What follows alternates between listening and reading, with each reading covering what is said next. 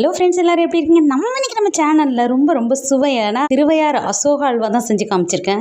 அரை கப் பாசிப்பருப்பை போட்டு வேக வச்ச தண்ணி 1/4 கப்பு விட்டு மிக்ஸி ஜாரில் விட்டு அரைச்சி எடுத்துக்கலாம். ஒரு பாத்திரத்தில் 2.5 கப் தண்ணி ஊற்றி ஃபுட் கலர் போட்டு கொதிக்க விட்டுருங்க. அது கொதிச்சுக்கிட்டு இருக்கட்டும். அடுப்பில் ஒரு கடாய் வச்சுட்டு 3/4 கப் ஆயில் போட்டுக்கலாம். 1/4 கப் நெய் போட்டுக்கலாம். கூடவே 10 முந்திரி பருப்பு சேர்த்து வறுத்து பொன்னிறமாக எடுத்துக்கலாம். இதே ஆயிலில் 1 கப் கோதுமை மாவு சேர்த்து செவக்க வறுத்துக்கலாம். நல்லா வாசம் வரலும் வறுத்துக்கணும். இப்போ நல்லா செவந்து வாசம் வந்துட்டு இப்போ கொதிச்சுக்கிட்டு இருக்க தண்ணியை கொஞ்சம் கொஞ்சமாக சேர்த்து நல்லா கலந்து விட்டுக்கலாம். நல்லா கலந்ததுக்கு பிறகு 1 கப் கோதுமை மாவுக்கு 3 கப் ஜீனி சேர்த்து கலந்து விட்டுக்கலாம். ஜீனியெல்லாம் ஒன்று போல் கலந்து விட்டுங்க. கரண்டியை தேய்ச்சி விட்ட மாதிரி இதே மாதிரி கலரி விட்டுக்குங்க. சின்ன சின்ன கட்டிகள் பிடிக்காமல் இருக்கும். இது கூடவே அரைச்சி வச்சிருக்க பாசிப்பருப்பை சேர்த்துட்டு நல்லா கலந்து விட்டுக்கலாம். இடையில 2 ஸ்பூன் நெய் போட்டு நல்லா கலந்து விட்டுங்க. இந்த பதம் வந்ததுக்கு பிறகு ஏலக்காய் பொடி போட்டுக்கலாம். நல்லா கலந்து விட்டுக்கலாம். கூடவே முந்திரி பருப்பு சேர்த்துக்கலாம். பாருங்க, நம்ம திருவையாறு அசோகம் எவ்வளோ சூப்பராக ரெடி ஆயிடுச்சுன்னு. அப்புறம் நல்லா லைட்டாக எண்ணெய் பிரிஞ்சு வருது பாருங்க. இப்போ அப்படியே ஒரு பவுலில் மாற்றிடலாம்.